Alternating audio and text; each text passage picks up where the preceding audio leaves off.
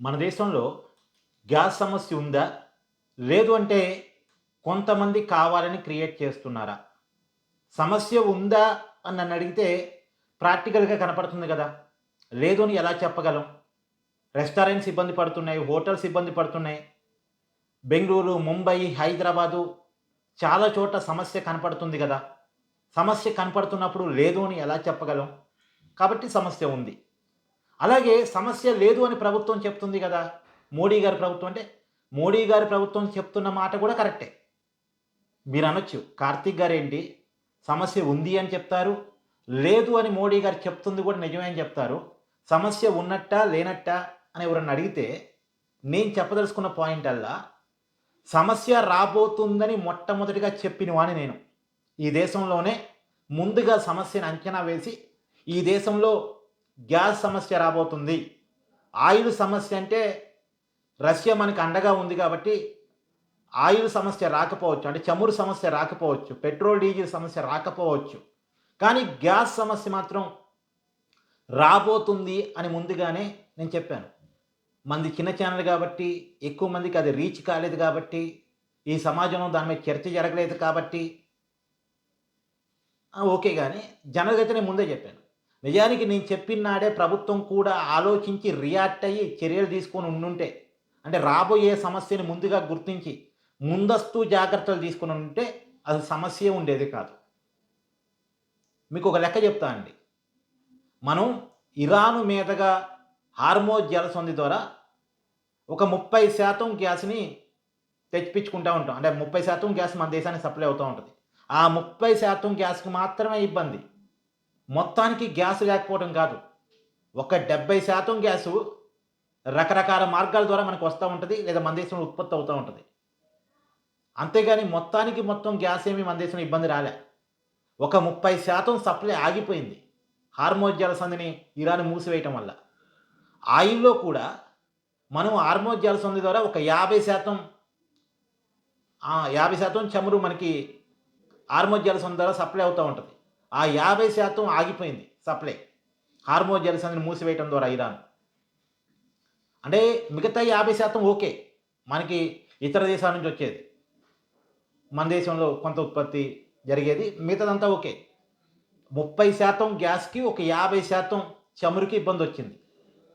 అయితే ఈ 50% చమురుకి ప్రత్యామ్నాయ మార్గం కింద మనకి కొంత రష్యా సహకరిస్తుంది కాబట్టి కొంత ఓకే. అది గాక మన దేశంలో స్ట్రాటజిక్ నిల్వలున్నాయి. అంటే మొత్తానికి మొత్తం మన దేశానికి ఆయిల్ సప్లై నిలిచిపోయినప్పటికీ గూడా ఒక 70 రోజులకు సరిపడా నిల్వలు మన దగ్గరున్నాయి. కాబట్టి ఆయిల్ విషయంలో రేట్లు పెరుగుతాయి తప్ప కొరత రాకపోవచ్చు. పెట్రోల్, డీజిల్ కొరత రాకపోవచ్చు. కాపోతే రేట్లు పెరగడానికి అవకాశం ఉంది. కొంత ఇబ్బందొస్తది. కానీ పూర్తి స్థాయిలో ఇబ్బందేమి రాదు. గ్యాస్ వరకొచ్చేసరికి గ్యాస్‌లో ఒక పావలా సమస్య ఉంది. కానీ గ్యాస్ ఏజెన్సీలు, గ్యాస్ కంపెనీలు ఏం చేస్తున్నాయంటే, గ్యాస్ సిలిండర్‌ని బ్లాక్ చేసి పడేసి అంటే సమస్య ఆల్రెడీ కొంత ఉంది కాబట్టి, ఈ సమస్యని బూచిగా చూపిచ్చి, ఈ సమస్యని కారణంగా చూపిచ్చి, సమస్య ఉంది గ్యాస్ సిలిండర్ లేవని చెప్పడం కోసం, బ్లాక్‌లో అమ్ముకోవడం కోసం బ్లాక్ చేసి పడేస్తున్నారు. నేను హైదరాబాద్‌లో కొంతమంది రెస్టారెంట్స్ వాళ్ళు నాకు చెప్పారు. మామూలుగా కమర్షియల్ గ్యాస్ సిలిండరు 1800 అటండి. దాన్ని 4800కి అమ్ముతున్నారట. 4800కి ఎలా అమ్మగలుగుతున్నారు? Gas bund ఉండబట్టేగా. 1800కి అమ్మాలి. కానీ 4800కి అమ్ముతున్నారు. అంటే దగ్గర దగ్గర 3000 ఎక్కువ తీసుకుంటున్నారు. 3000 ఎక్కువ తీసుకుంటున్నారు పక్కన పెట్టండి. అంటే గ్యాస్ ఉండబట్టే అమ్ముతున్నారుగా. అంటే గ్యాస్‌ని బ్లాక్ చేసి బ్లాక్ మార్కెట్‌లో అమ్ముకుంటున్నారు. ఇది జరుగుతుంది. సమస్య కొంతుంది. ఒప్పుకుంటా. అస్సలు లేదని చెప్పను నేను. సమస్య ఉండబట్టే నిన్న హైదరాబాద్‌లో రెస్టారెంట్స్ అన్నీ కూడా మేము స్టార్టర్స్ ఆఫ్ చేస్తున్నామని ప్రకటించాయి. మామూలుగా ఏదైనా మనం ఫంక్షన్ పెట్టుకున్నాం అనుకోండి హైదరాబాద్‌లో ఏదైనా స్టార్ హోటల్‌లో ఫుడ్ కింద ఏమిస్తారు? ఫస్ట్ స్టార్టర్స్ ఇస్తారు. తర్వాత బిర్యానీ, రైస్ ఐటెమ్సు అన్ని కర్రీస్ అన్నీ ఉంటాయి గదా!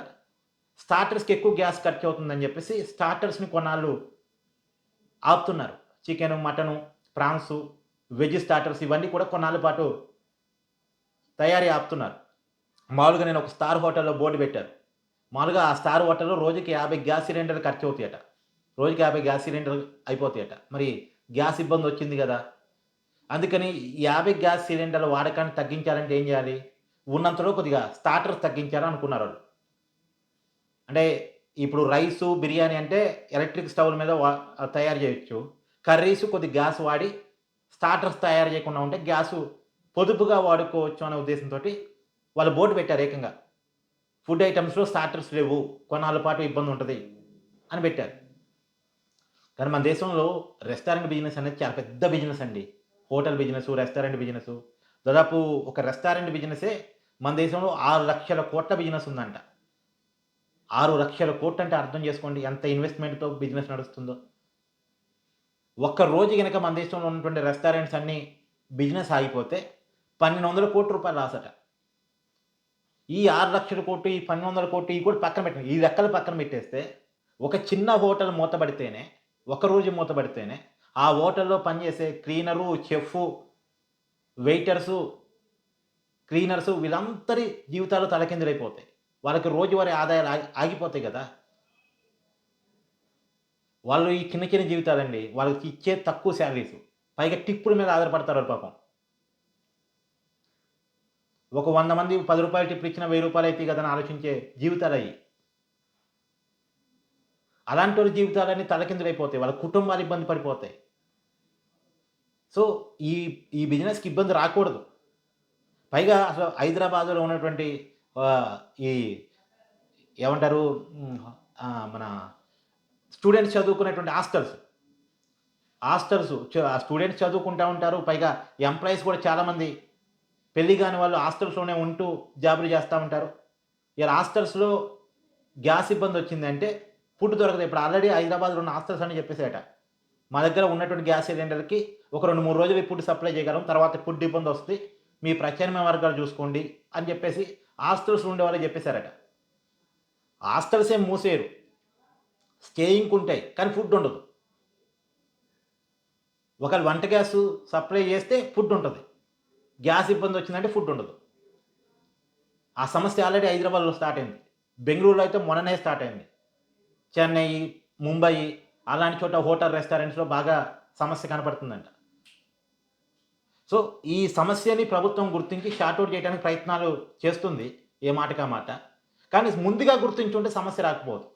ఈ బ్లాక్ మార్కెటింగ్ సమస్య ఇవన్నీ ముందే కంట్రోల్ అయ్యాయి. సమస్య పావలా ఉంటే ముప్పావలా చేస్తున్నారు ఈ బ్లాక్ మార్కెటింగ్ ఆళ్ళు. గ్యాస్ ఏజెన్సీలు, గ్యాస్ కంపెనీలు లాభాల కోసం బ్లాక్ మార్కెటింగ్ చేస్తున్నారు. ఇప్పుడు గ్యాస్ ఉత్పత్తిని పెంచుతుంది మన ప్రభుత్వం. ఎవరికి అవసరమో వాళ్ళకి ప్రయారిటీ వైజ్ ఇస్తున్నారు. ముందుగా ఇళ్ళ వాళ్ళకిస్తున్నారు. ఇళ్ళకి ఇబ్బంది రాకుండా, ఇంటి అవసరాలకు ఇబ్బంది రాకుండా చేస్తున్నారు. తర్వాత సెకండ్ ప్రయారిటీలో హాస్పిటల్సు, ఎడ్యుకేషన్ ఇన్‌స్టిట్యూషన్స్ పెట్టారు. థర్డ్ ప్రయారిటీలో హాస్టల్స్ పెట్టారు. ఫోర్త్ ప్రయారిటీలో హోటల్స్, రెస్టారెంట్స్ పెట్టారు. సో, ప్రయారిటీ వైస్‌గా గ్యాస్ సప్లై చేస్తామని ప్రభుత్వం చెప్తుంది. ఈ ప్రయత్నం మొదటి నుంచి చేయాల్సింది. ఈ కొరత రాకముందే ప్రభుత్వం తన చేతుల్లో కంట్రోలింగ్ పవర్స్ పెట్టుకోవాల్సింది. పైగా ఉత్పత్తిని కూడా పెంచుతున్నామని చెప్తుంది. అంతవరకు హ్యాపీ. కానీ జనాలు కూడా కొంచెం మెచ్యూర్డ్‌గా ఉండాలండి. ఎందుకు జనాలు మెచ్యూరిటీ అనేది నేను చెప్తున్నానంటే, అసలు వంట నూనె ఇబ్బందొచ్చిద్దని ఎవడు చెప్పట్లే. కానీ వంట నూనె ఇబ్బందొస్తదని చెప్తే ముందే ఊహించి, మన 'రత్నదీప్', 'విజేత' ఇలాంటి వాటిలో ఉంటాయి గదా! ఇలాంటి షాపింగ్ మాల్స్ ఉంటాయి గదా! షాపింగ్ మాల్స్ నుంచి ఒక్కొక్కరు 2, 3 5 లీటర్ల క్యాన్‌లు, 10 లీటర్ల క్యాన్‌లు పెద్ద క్యాన్‌లు ఉంటాయి గదా! ముందే కొనేసి ఇంట్లో స్టాక్ చేసి పెట్టుకుంటున్నారట. అందరూ ఇలా స్టాక్ చేస్తే తెలియకుండా కొరత ఏర్పడిద్ది. అవసరం ఉన్నా లేకపోయినా ముందే ఇబ్బందొచ్చిద్దని ఒక భయంతో అందరూ స్టాక్ చేయటం మొదలుపెడితే వెనకాల పోయినోడికి నూనుండదు. నూనె దొరకదు. ఒక్కసారిగా తెలియని డిమాండ్ ఏర్పడిందనుకోండి, సప్లైకి సాధ్యం గాని డిమాండ్ ఏర్పడిందనుకోండి, కొరతొచ్చిద్ది. మళ్ళా కొరతొచ్చింది అంటే ఈ బ్లాక్ మార్కెటోళ్ళు ఇంకా బ్లాక్ చేసి రేట్లు పెంచి అమ్ముకుంటారు. సమస్య క్రియేట్ అయ్యేది పావలా, మళ్ళా దాన్ని ఇంకొద్దిగా పెంచేవాళ్ళు గూడా ఉంటారు. సో, జనాలు మెచ్యూరిటీగా ముందు స్టోర్ చేసుకోవడం అనేది ఆపండి. వద్దు. మరీ అంతా వద్దు. అవసరాలకు తగ్గట్టు కొనుక్కోండి. లేదా కొద్దిగా ఎక్కువ కొనుక్కోండి. అంతేగాని 2, 3 ఆయిల్ క్యాన్‌లు కొనుక్కొని ఇంట్లో పెట్టుకోవడం ఇలాంటివి చేయకండి. యాహ్! మీ అభిప్రాయాన్ని మీరు ఫేస్ చేస్తున్న ప్రాబ్లమ్‌ని గూడా కామెంట్ చేయండి దయచేసి. Thank you.